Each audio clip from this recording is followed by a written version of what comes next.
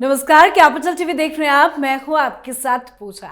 दिल्ली का अगला मुख्यमंत्री कौन होगा, इसका ऐलान तो हो ही गया था। मुख्यमंत्री के लिए आतिशी मार्लेना के नाम को फाइनल करने के बाद अब आम आदमी पार्टी ने दिल्ली के मंत्रियों के नाम भी फाइनल कर लिए हैं।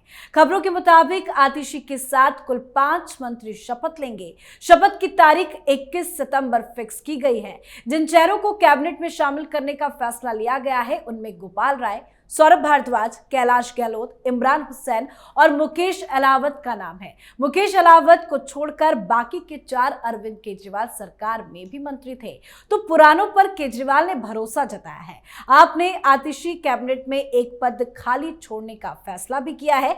वैसे ये आम आदमी पार्टी है, जब तक शपथ समारोह पूरी ना हो जाए कुछ कहा नहीं जा सकता। पर नाम फाइनल जो किए गए हैं उसमें केजरीवाल ने क्या चालाकी रची है और साथ ही केजरीवाल इन दिनों कौन सा गणित बिठा रहे हैं, बताएंगे आपको। चर्चा के लिए मेरे साथ स्टूडियो में मौजूद हैं कैपिटल टीवी के editor in chief doctor Manish Kumar. Doctor साहब, बहुत बहुत स्वागत है आपका। धन्यवाद। इस्तीफा देने के बाद अरविंद केजरीवाल क्या खिचड़ी पका रहे हैं? देखिए, अभी तक गायब हैं और कल हमने आपको बताया था कि 5 मुसीबतों से घिरे हुए हैं अरविंद केजरीवाल, और जो उनकी सबसे बड़ी मुसीबत है वो दिल्ली का चुनाव है।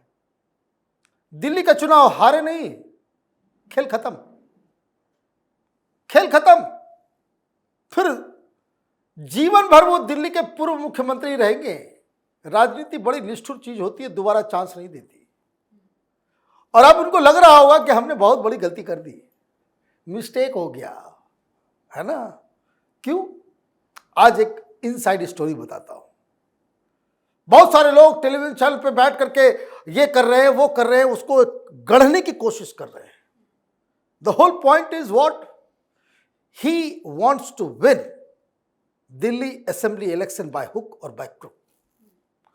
और उसकी जान वहां पे अटकी हुई है, जान अटकी हुई है। 21 तारीख को सरकार बनेगी और 22 तारीख को कैबिनेट बैठक होगी, और कैबिनेट बैठक होगी तो सबसे पहले जो है महिलाओं को 1000 रुपए बांटो,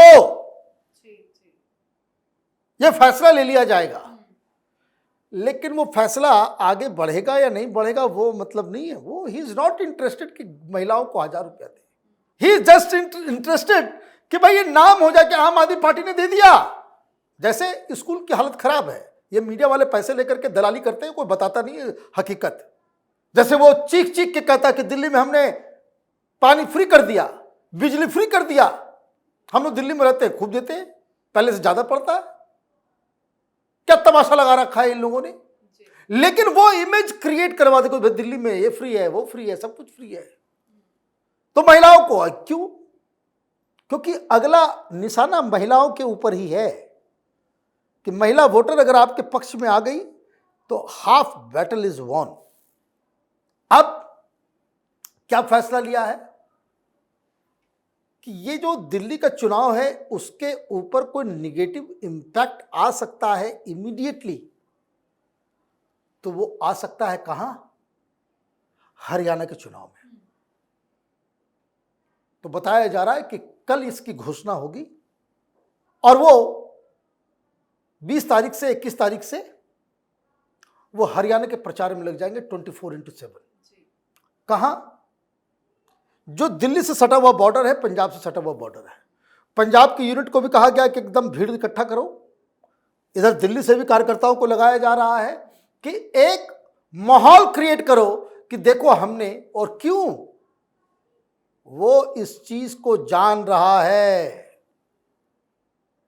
कि इस चुनाव में उसका कोई स्टेक नहीं, सरकार नहीं बनेगी, लेकिन ये 2 काम करना चाह रहा है। एक, ढिंडोरा पीटेगा कि देखो हमने महिलाओं को पैसे दिए। इधर बीजेपी वाले भी कह रहे हैं हमें 2100 देंगे। तो वो पूछेगा केजरीवाल कि 10 साल से तुम्हारी सरकार थी, तुमने क्यों नहीं दिया, अभी क्यों याद आ रहा है? कांग्रेस वाले बोले हम 2000 देंगे। कंपटीशन चल रहा है और वो इस मुद्दे के आधार पे वो ज्यादा से ज्यादा वोट लाने की कोशिश करेगा।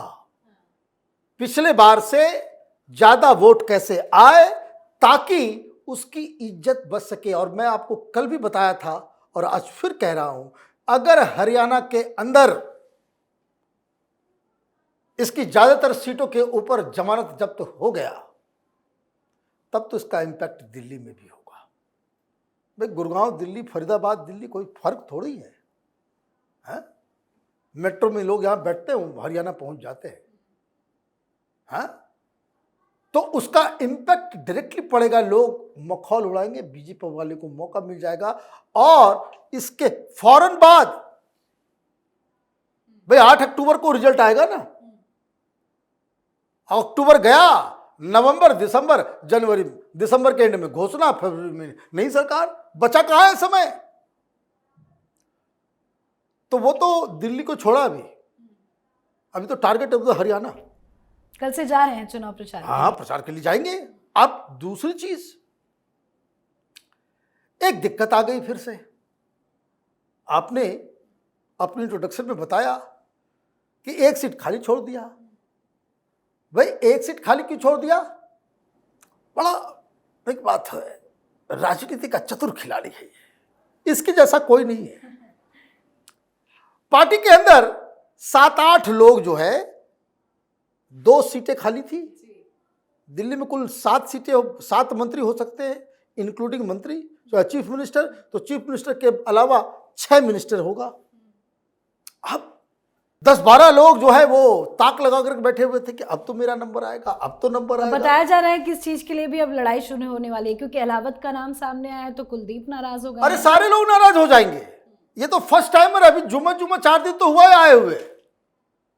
जो लोग अन्ना के आंदोलन से काम कर रहे हैं उनको आपने साइडलाइन कर दिया। तो चलो भाई, दलित के नाम पे 3-4 लोग थे, और केजरीवाल के पास वो नाम छुपा करके रखा हुआ होगा, और 3-3 बड़े बड़े क्लेमेंट्स। एक राखी बिरला है ना, ठीक पीछे बैठते, पहली बार में मंत्री बनी थी, फिर मंत्री नहीं बनी, है? फिर एक और कुलदीप है, वो भी आस लगा करके बैठा हुआ था। करोल बाग का एक विधायक है विशेष रवि, वो भी इंतजार कर रहा था।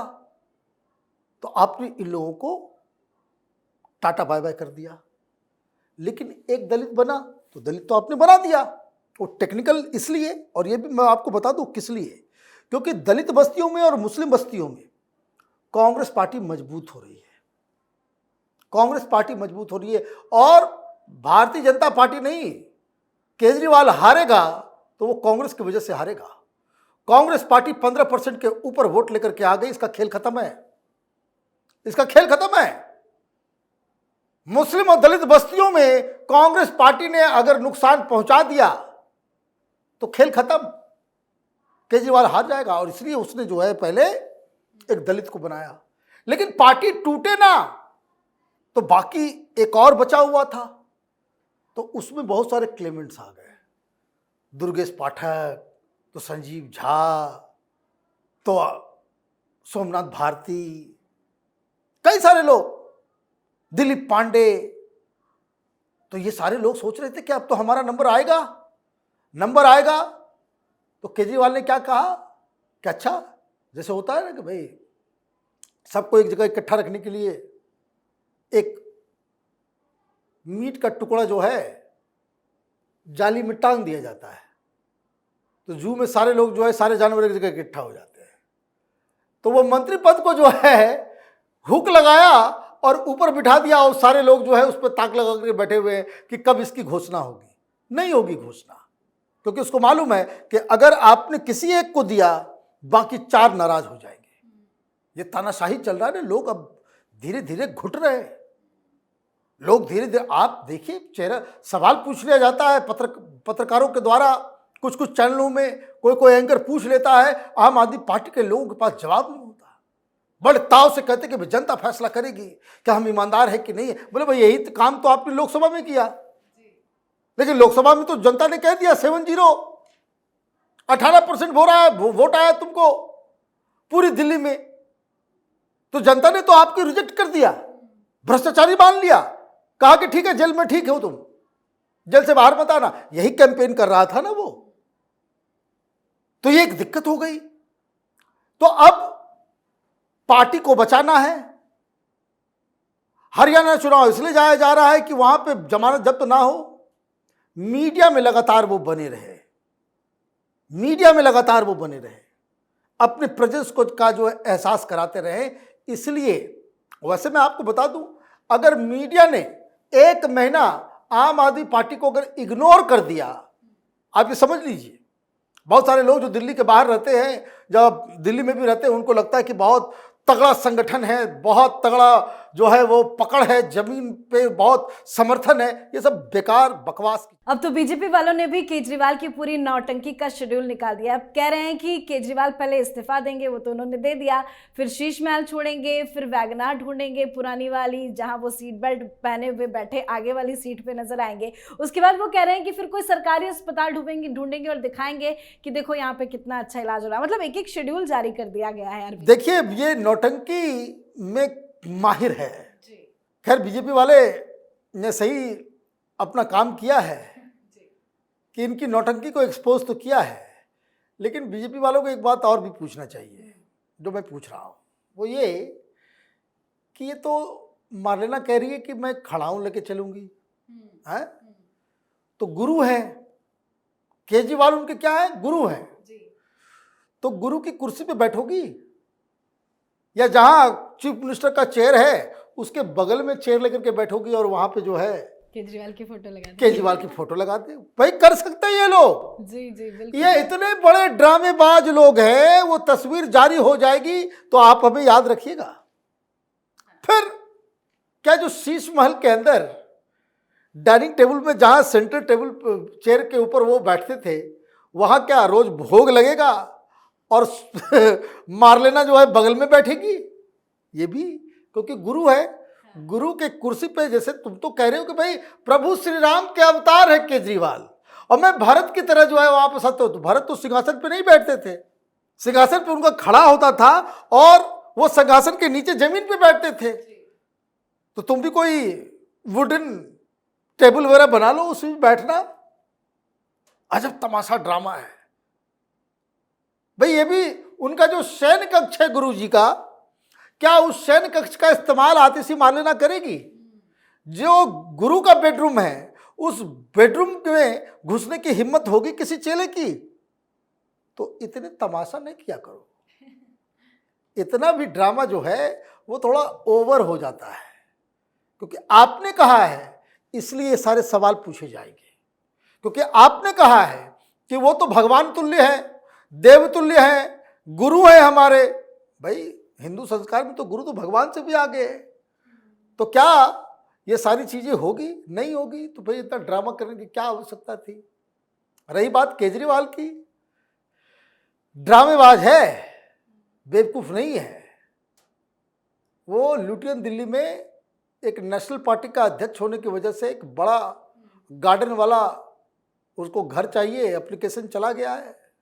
सिक्योरिटी वैसे ही मिली रहेगी क्योंकि वो प्रोटोकॉल का हिस्सा है, पंजाब से आएगी।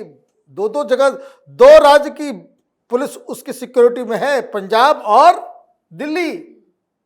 तो ये सारी चीजें होगी, ड्रामा बड़ा होने वाला है। अगले दिल्ली चुनाव तक रोज एंटरटेनमेंट का एक साधन जो है देश की जनता को मिलता रहे। बिल्कुल सर, बहुत बहुत धन्यवाद बातचीत के लिए। धन्यवाद। तो अरविंद केजरीवाल ने 13 सितंबर को जेल से बाहर आने के बाद 15 सितंबर को इस्तीफे की घोषणा की थी, जिसके बाद उन्होंने 17 सितंबर को इस्तीफा भी दे दिया था। अब 21 सितंबर को नई सीएम का शपथ होना है। केजरीवाल एक एक कदम पर चालाकी करने की कोशिश कर रहे हैं, पर अपने ही जाल में केजरीवाल फंसते चले जा रहे हैं। इस पर आप अपनी राय कमेंट कर लिखें। देखते रहिए कैपिटल टीवी। नमस्कार।